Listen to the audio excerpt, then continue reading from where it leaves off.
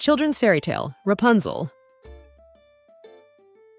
On a hill in the countryside, there was a wood. By the wood, there was a cottage. It was a small stone cottage, slightly run-down looking, surrounded by a graying wooden fence. In the cottage lived a man and a woman. The man and the woman had one single wish: a beautiful baby girl. They longed to hold her, comfort her, protect her, and they felt sure, more sure than anything, that they would make wonderful parents. Upstairs, at the back of the cottage, there was a window. The window looked down the hill, over a field and onto a magnificent garden filled with the most beautiful and delicious rampion, a wild plant known as Rapunzel with spinach-like leaves and the root of a parsnip. The garden was surrounded by a high wall and belonged to the wickedest and most powerful of all witches. Not a single soul had ever set foot in the garden for fear of the deathly consequences. One day, the woman caught sight of the rampion from the top window of the cottage. The plump green leaves and purple flowers seemed to mesmerize her, as if she was enchanted by a magic spell. Suddenly, the woman became weak. Her complexion paled. "I must have the rampion," she said to her husband. "I must have it right away, or I'll surely die." The man, who knew very well of the dangers awaiting in the garden, said to his wife, "Fear not, my only love.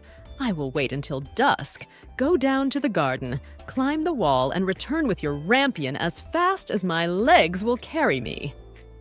True to his word, the man set off at twilight, snuck over the garden wall, hastily grabbed a handful of rampion, and returned to the cottage. The man handed the rampion to his wife. "Oh, it tastes so good!" cried the woman, stuffing the rampion into her mouth in great clumps. "Oh, I must have more, or I'll surely die. Please return to the garden, dear husband, and bring me back 3 times as much tomorrow." The man dearly loved his wife and returned to the garden the following evening. This time, after clambering down the wall into the garden, the man came face to face with the wicked witch. He became dumb with fear. His insides clenched, and he could feel a cold sweat rising up inside him. "How dare you," said the witch, turning red, "enter my garden and steal my precious rampion? You'll pay for this wretched man." "Wait!" cried the man. It is for my wife. She's pale and weak and says she'll surely die if she doesn't eat your rampion. It is the only thing that can heal her. Oh, please take mercy on me, witch." There was a long pause. Then the witch's face softened. "Very well, man," said the witch. "If your words be true, I grant you all the rampion you like, but it comes with one condition. You must give me the child that your wife will bring into the world." The man, terrified and with nowhere to turn, consented. Soon after, his wife fell pregnant, and soon after that, she gave birth to a beautiful baby girl. The baby had no sooner taken her first breath when the witch appeared in a puff of smoke and bellowed, "Rapunzel, Rapunzel, you stole my Rapunzel, upon which you did greedily dine. You must pay for this act, and as a matter of fact, this baby of yours is now mine."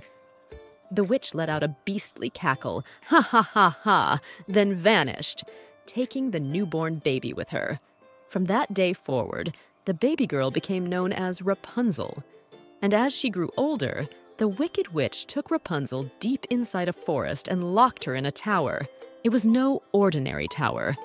The tower stood as tall as a 20-story building.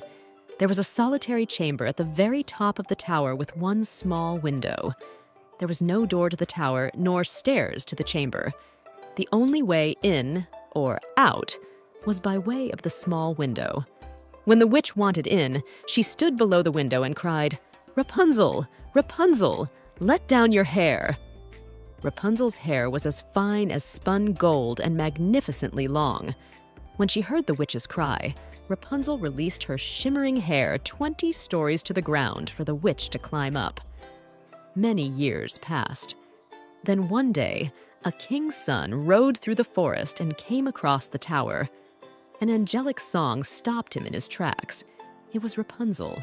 She sang too, while away her lonely days in the chamber. The king's son wanted to climb the tower and meet the lady behind this enchanting voice, but he could find no door nor stairs to the chamber. Alas, he rode home, downhearted. In the days that followed, the king's son could think of nothing but the alluring sound of Rapunzel's voice. So he returned to the forest every day and listened to it. While in the forest, the king's son saw the witch approach the tower, and he heard the witch cry, "Rapunzel! Rapunzel! Let down your hair!" Rapunzel let down her hair, and the witch climbed up. "This is the way in," thought the king's son. "I shall return tomorrow and do as the witch. Then I will meet the lady with a voice so sweet that we shall surely be wed."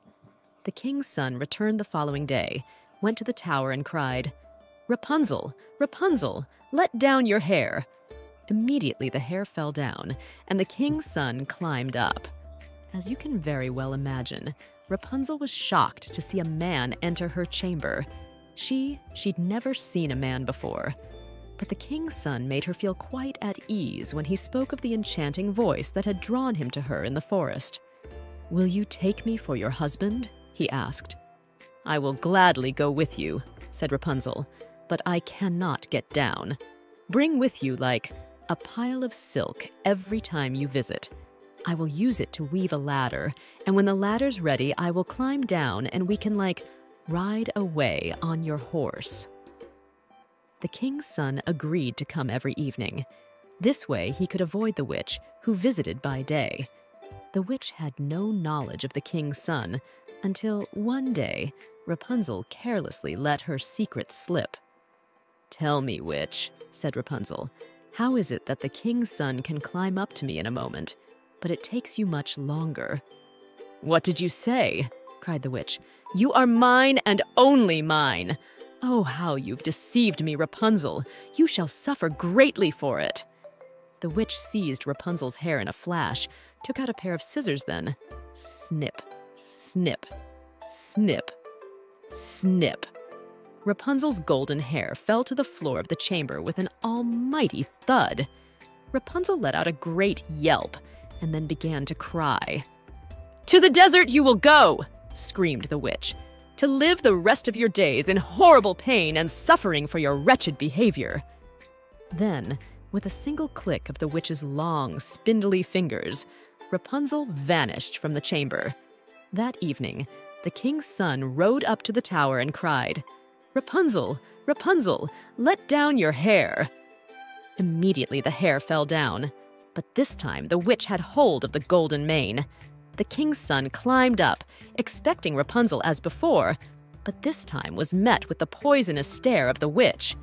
"Your darling Rapunzel," sneered the witch, "is lost to you. You will never see her again." The king's son, reeling from the news of Rapunzel's departure, stepped back and fell from the window. He narrowly escaped with his life, but the thorns upon which he fell pierced his eyes.